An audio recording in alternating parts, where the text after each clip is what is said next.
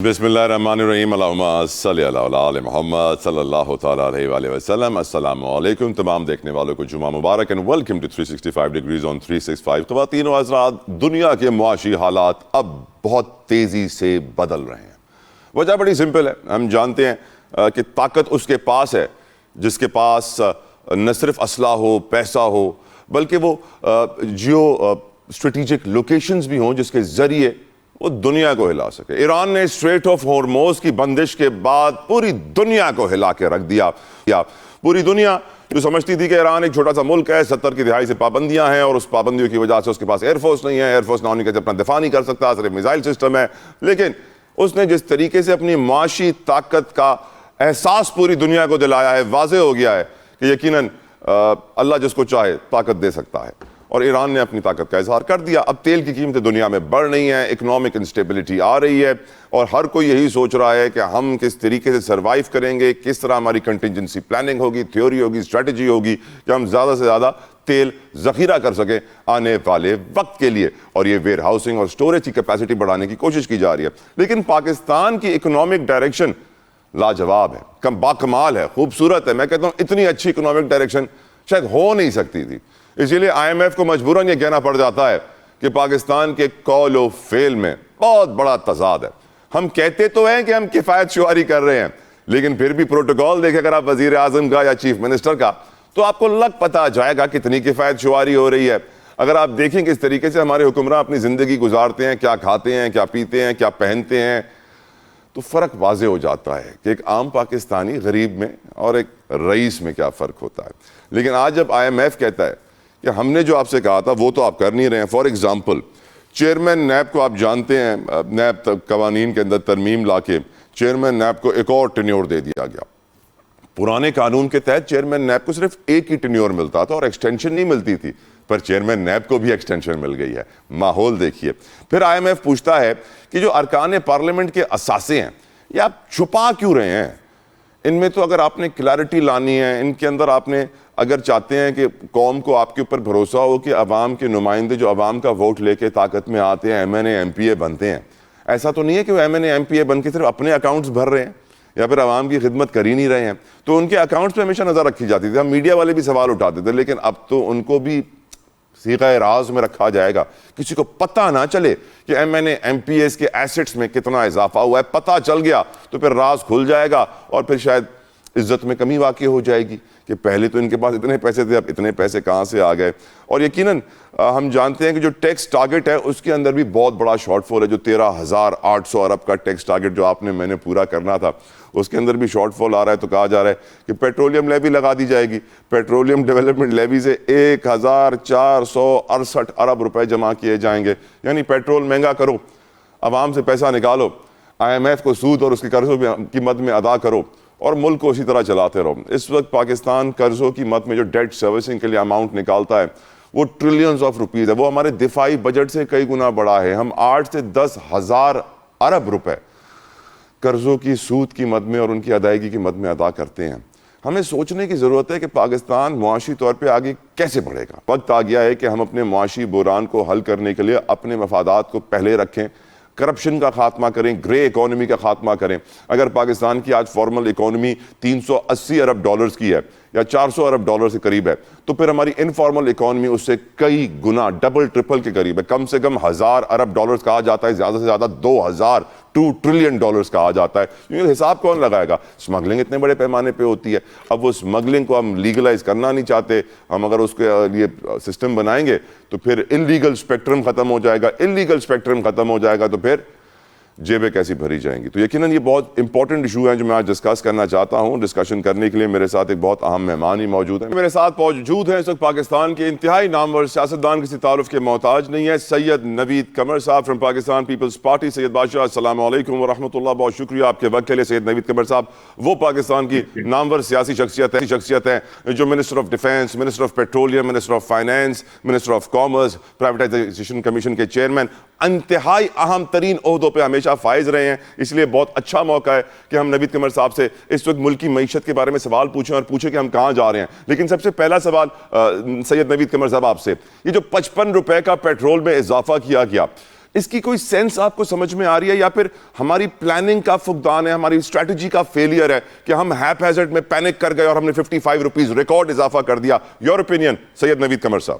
دیکھیں 2-3 فیکٹس ہیں, اس کو تو ہم نے ضرور دیکھنا ہوگا. پہلی چیز تو یہ کہ جب اسٹریٹس آف ہارمز میں سے آئل کا فلو کافی حد تک بند ہی ہو گیا تقریباً, کیونکہ جو جنگ ہے امریکہ اور اسرائیل کی ایران کے اوپر, اس سے ایران نے ریٹیلیٹ کیا اور انہوں نے یہ جو گزرگاہ ہے جہاں سے دنیا کا 20% تیل جو ہے وہ گزرتا ہے وہ بند کر دیا, جس کی وجہ سے جو گلف میں آپ کو پتہ ہے کہ یو اے ای, کویت, قطر اور اس طرف سے سعودی عرب کا بھی تیل اور ایران کا بھی, یہ سارا کا سارا یہیں سے گزرتا ہے.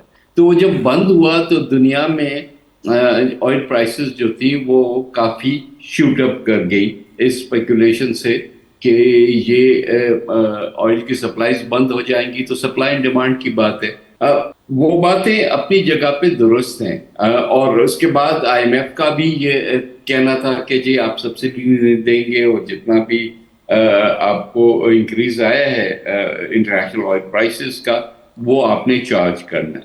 جو مسئلہ وہاں آتا ہے کہ یہ تو اس وقت جتنی بھی سپلائیز ہیں جو کہ آپ کے پمپس پہ آ رہی ہیں, اب جا کے جو ہے نئے ٹینکرز لگنا شروع ہوئے ہیں پورٹ پہ, ورنہ یہ سارا کا سارا تیل جو تھا وہ پرانی قیمتوں پہ خریدا ہوا تھا. تو جب آپ نے یکایک اوور نائٹ 55 روپے بڑھا دیا تو فائدہ کس کا ہوا؟ حکومت کا نہیں ہوا.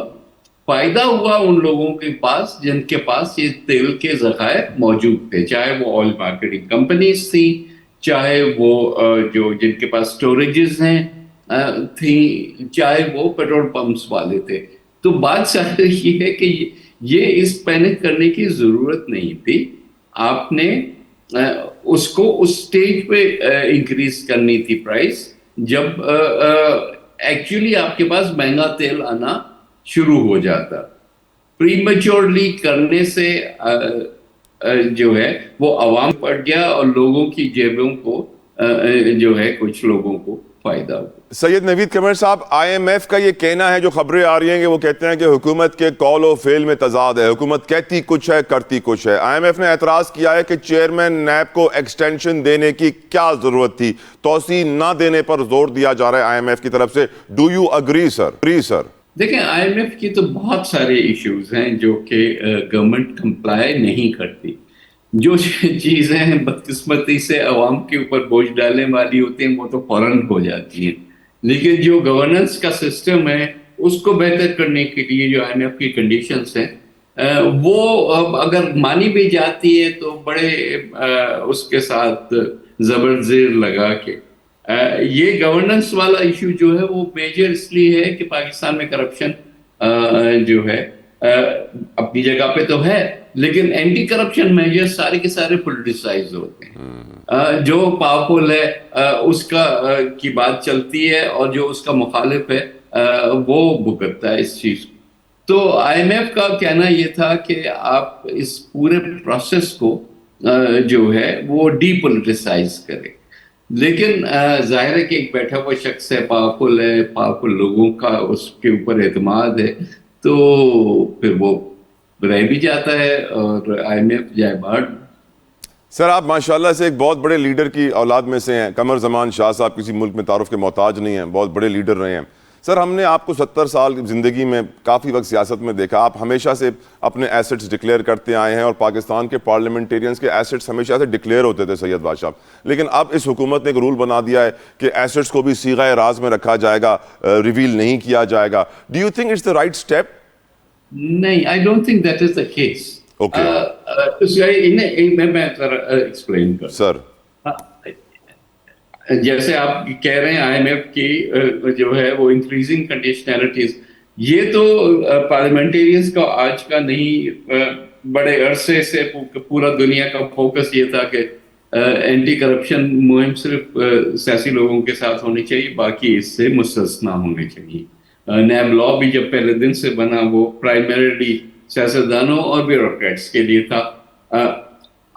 IMF ने इस दफा कंडीशन ये लगाई थी कि ब्यूरोक्रेट्स को भी डिक्लेयर करना पड़ेगा अपने एसेट्स को, और वो पब्लिक नॉलेज में भी होंगे। तो उसमें उन्होंने लेकिन एक शर्त डाल दी कि जब ब्यूरोक्रेट के लिए ये होगा कि अगर वो कहे कि मेरे जान या माल को खतरा है, तो वो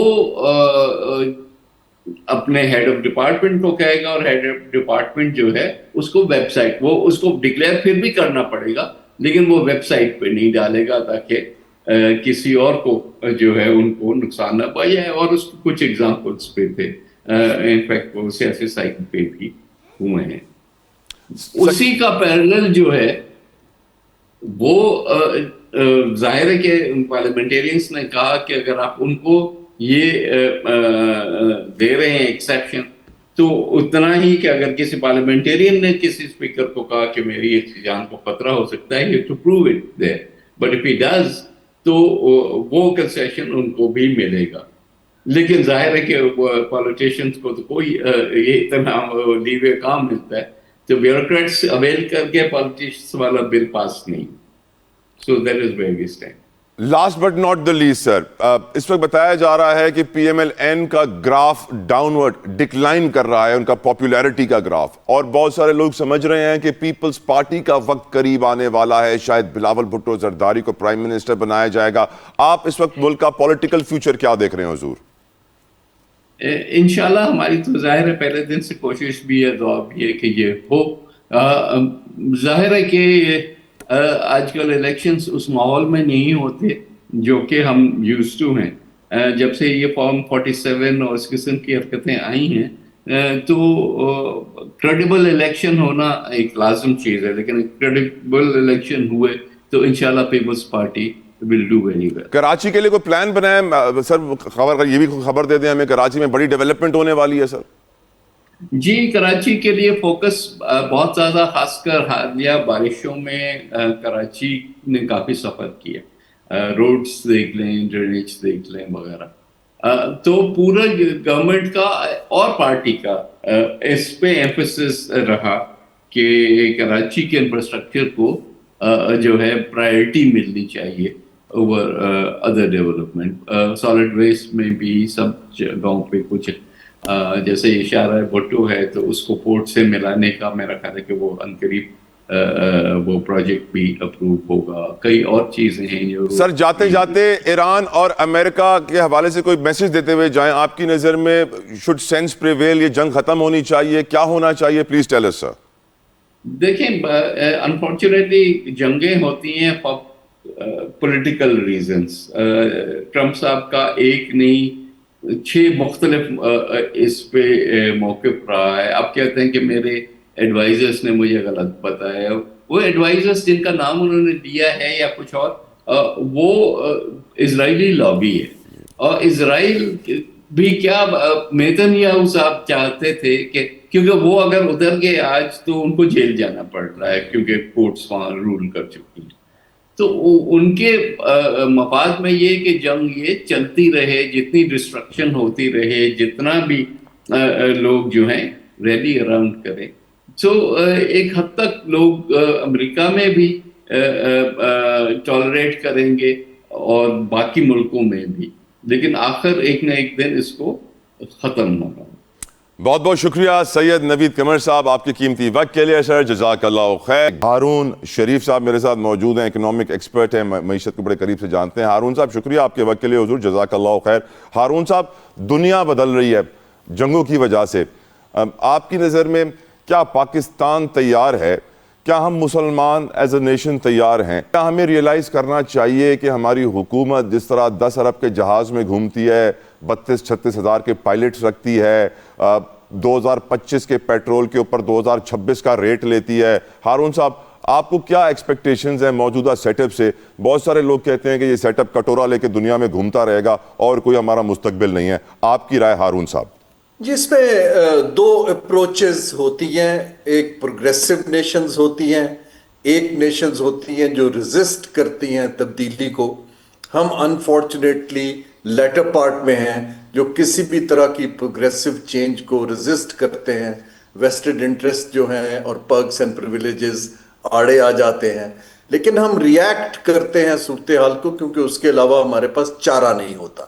جو کرنٹ صورتحال ہے کانفلکٹ کی, اور ایک وار ہماری نیبرہڈ میں بہت سیریس شروع ہو چکی ہے, اس پہ اب پاکستان ریئیکٹ کر رہا ہے کہ اس کے امیڈیٹ امپیکٹ سے کیسے ڈیل کیا جائے.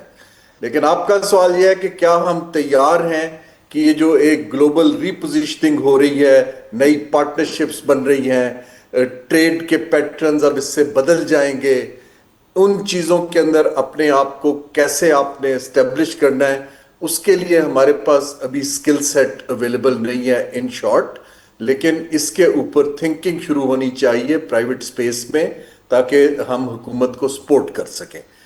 جو مسلم امہ جس کی آپ بات کر رہے ہیں, that does not exist unfortunately in terms of having any teeth, کہ ان کے پاس تو کچھ سے رہ نہیں گئی ہے اور وہ ڈیوائیڈڈ ہے. تو اس صورتحال میں ہمیں اپنے نیشنل انٹرسٹ کو دیکھنا ہے, وہ آہستہ آہستہ کہاں سیٹل ہوتی ہے چیز, وہ وقت بتائے گا. اب ہارون صاحب, میرا آپ سے اگلا سوال جو ہر پاکستانی کا آج کا سوال ہے.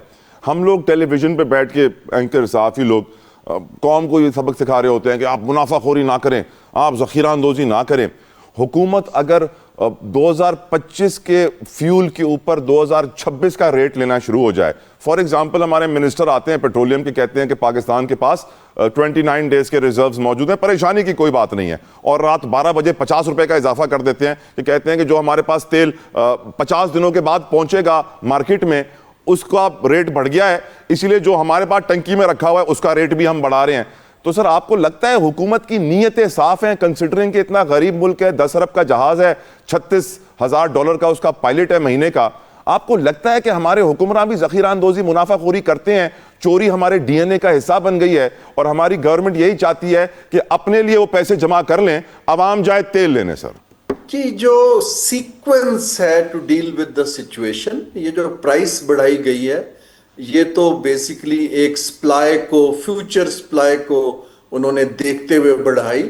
جو کرنٹ تھا اس کی کاسٹ آبویسلی کم تھی, لیکن اگر آپ آج دیکھیں تو یہ ہائک تو آنی تھی. لیکن اس سے زیادہ اہم چیز یہ تھی جس کے متعلق آپ بھی نشاندہی کر رہے ہیں, کہ یہ پرائس ہائک سے پہلے آپ ایک ڈیمانڈ کو مینجمنٹ کرتے کہ ہم ڈیمانڈ کو کیسے کم کر رہے ہیں. دیکھیں نا, صورتحال تو یہ ہے کہ اگر آپ کے پاس 3 ہفتے کا فیول ہے, اگر آپ ڈیمانڈ آدھی کر لیتے ہیں تو وہ 6 ہفتے پہ چلا جائے گا.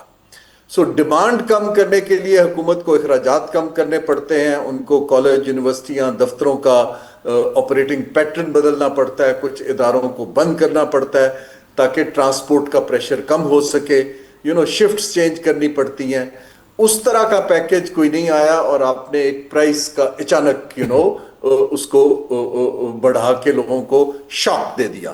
دوسرا گیپ جو مجھے دکھائی دیتا ہے کمیونیکیشن کا ہے, کہ آپ کو عوام کو اعتماد میں لینا ہے کہ اصل صورتحال کیا ہے. جو ریزروز ہیں اس پہ حکومت کی ایک پوزیشن ہے, مارکیٹنگ کمپنیز کی دوسری پوزیشن ہے, سوشل میڈیا اس پہ پلے کر رہا ہے. تو one needs to deal with that situation. ابھی بھی وقت ہے کہ یہ ہمیں ایک ایمرجنسی ایکسپرٹس کا روم بنایا جائے جو لوگوں سے کمیونیکیٹ کریں, اور باقی تمام وزراء کو بند کر دیں جو ہر بندہ ٹویٹ کر کے اپنی رائے دے رہا ہے, جس سے کنفیوژن بڑھتی ہے. ہارون صاحب, میرا ایک بڑا امپورٹنٹ سوال اسی سے کنیکٹڈ ہے سر. سر, پاکستان نے اپنے پیٹرولیم پروڈکٹس کی قیمتوں میں 20.6% کا اضافہ کیا, بھارت نے 0.0% کا اضافہ کیا, بنگلہ دیش نے 4% کا, افغانستان نے کوئی نہیں بڑھائے, نیپال نے سر 2.15%, اس کے بعد سری لنکا نے 1.3%, ترکی نے 4.8%, ایران نے 4.8%, سعودی عرب نے 6.4%. یہ ہم کیا اپنی قوم کے ایکسٹرا دشمن ہیں کہ پوری دنیا 4-5-6% بڑھا رہی ہے اور ہم نے 20% بڑھا دیے؟ کیا ہمیں معلوم ہے کہ we are destined to doom, سر؟ دیکھیے, ہر ملک کے اپنے اکنامک اور فائنینشیل حالات ہیں. کچھ ممالک کے پاس اگر فورن ایکسچینج ریزروز بہت کمفرٹیبل پوزیشن ہے, کیونکہ آئل امپورٹ کا تو فورن ایکسچینج ریزرو سے تعلق ہے, ڈالرز کی سپلائی سے ہے, وہ کہتے ہیں کہ اچھا 2 ہفتے کے لیے ہم سیکریفائز کر لیتے ہیں, لیکن ہم لوگوں کو پاس آن نہیں کرتے. ہماری ایک عادت ہے کہ ہم امیڈیٹلی حکومت کی جو بھی ویکنس ہوتی ہے, اس کا نقصان ہوتا ہے, چاہے اسٹیٹ اونڈ انٹرپرائزز کے اوپر ہو, چاہے کسی پالیسی آئی پی پی کے اوپر ہو, ہم وہ پاس آن کرتے ہیں لوگ کنزیومر کے اوپر. خود جو ہماری رولنگ ایلیٹ ہے اس پہ سیکریفائز کرنے پر نہ پہلے تیار تھی نہ ابھی تیار دکھائی دیتی ہے. اس لیے میں عرض کر رہا ہوں کہ جو 55 روپے بڑھایا تقریباً 21%، اگر اس کو سٹیگر کر لیا جاتا ہر ویکلی پر تو لوگوں کو اور سمجھایا جاتا کہ اس کی بیسز کیا ہے، ہم خالی آئل مارکیٹنگ کمپنیز کو کیوں پے کر رہے ہیں، کیونکہ اب لوگ سوال کرتے ہیں، تو اور لوگوں کا جو برڈن آئے گا اس کو ڈیل کرنے کے لیے ہم کچھ میگا پروجیکٹ سڑکیں بنانے کے ڈیفر کر رہے ہیں، ہم وہ پیسہ بچا کے آپ کو پروٹیکٹ کر رہے ہیں، تو اعتماد بڑھتا ہے. لیکن جب آپ بتاتے بھی نہیں ہیں اور ٹرانسفر بھی کر دیتے ہیں تو obviously جو آپ کہہ رہے ہیں لوگوں کا ریاکشن بھی آتا ہے اور اپریہینشنز بڑھتی ہیں کہ صورتحال جو ہے بہت کیا کشیدہ ہو چکی ہے. آئی تھنک اس کو اوور آل اسٹریٹجکلی مینج کرنے کی زیادہ ضرورت ہے اور ڈیمانڈ سائڈ کو کنٹرول کر کے حکومت جو اپنے اخراجات کم کر کے لوگوں کو اگر پاس آن کرے گی تو اعتماد بڑھے گا اور قوم ایز اے نیشن کھڑی ہو پائے گی. بہت شکریہ ملک کے نامور ماہر معاشیات ہارون شریف صاحب آپ کے وقت کے لیے. لیکن آپ نے ذکر کیا کہ مینجمنٹ بہتر کرنے کی ضرورت ہے. جہاں مس مینجمنٹ اور بیڈ گورننس کے ورلڈ ریکارڈ بنائے جا رہے ہوں وہاں پر یقیناً بہتر کرنے کی ضرورت نہیں ہے. مینجمنٹ میں انقلاب لانے کی ضرورت ہے. نیتوں کا فقدان ہے اسے سیدھا کرنے کی ضرورت ہے. میرے ساتھ اس وقت ڈسکشن کرنے کے لیے موجود ہیں علامہ شبیر میثمی صاحب. کسی تعارف کے محتاج نہیں ہیں. علامہ صاحب السلام علیکم ورحمۃ اللہ. بہت شکریہ آپ کے قیمتی وقت کے لیے سر. جزاک اللہ خیر. علامہ صاحب میرا پہلا سوال آپ سے یہ ہے حضور، دنیا بدل رہی ہے، جنگیں بڑھ رہی ہیں، جو یہود و نصارہ ہیں وہ اسلام کی توہین بھی کر رہے ہیں، اسلام و فوبیا کا بھی شکار ہیں. امریکہ کی کابینہ لے لیں آپ، سیکرٹری آف وار کہتے ہیں اسلامک پروفیٹک ڈیلوژنز ایلوژنز. ہم نے مارک روبیو کو کہتے ہوئے سنا. اماموں کا ذکر وہ اب کرنا شروع ہو گئے ہیں. اس وقت جو حالات آپ دیکھ رہے ہیں، دنیا کس طرف جا رہی ہے، مسلمان کس طرف جا رہے ہیں، ہمیں کس راہ پہ آنا چاہیے، تھوڑی روشنی ڈالیے گا میثمی صاحب. بسم اللہ الرحمن الرحیم. آپ کے انٹرو نے تو میری ہمت بڑھا دی، بہت ہی حقائق کو واضح طور پہ بیان کر دیا.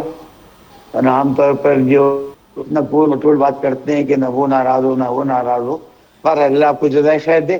دیکھیے صورتحال بالکل واضح ہے.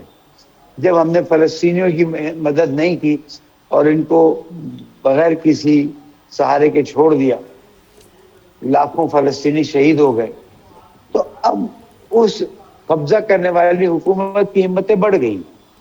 دیکھیں بات ہے گریٹر اسرائیل کی، اور at any cost they want it. اب اللہ سبحانہ و تعالیٰ نے ایران کو ہمت دی کہ تو مقابلے پہ کھڑے ہو جاؤ. اور دیکھیں مفتی تقی عثمانی صاحب نے، حافظ اللہ صاحب نے کتنی اچھی بات کی کہ ایران کو اس لیے نہیں مارا جا رہا کہ وہ شیعہ ہے، ایران کو اس لیے مارا جا رہا ہے کہ وہ مسلمان ہے. اور جیسے ہی ایران کی باری اللہ نہ کرے ختم ہو، میں آگے کا جملہ کہتا ہوں، باقی خلیج فارس کی حکومتوں کی کیا حیثیت ہے؟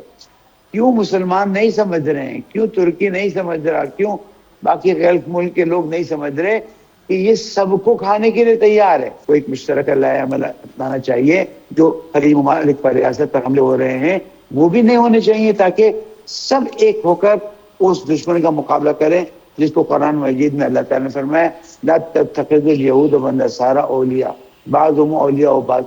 قرآن مجید کی سری آیت کو بھی اگر ہم قبول نہیں کرتے تو کہاں جائیں گے؟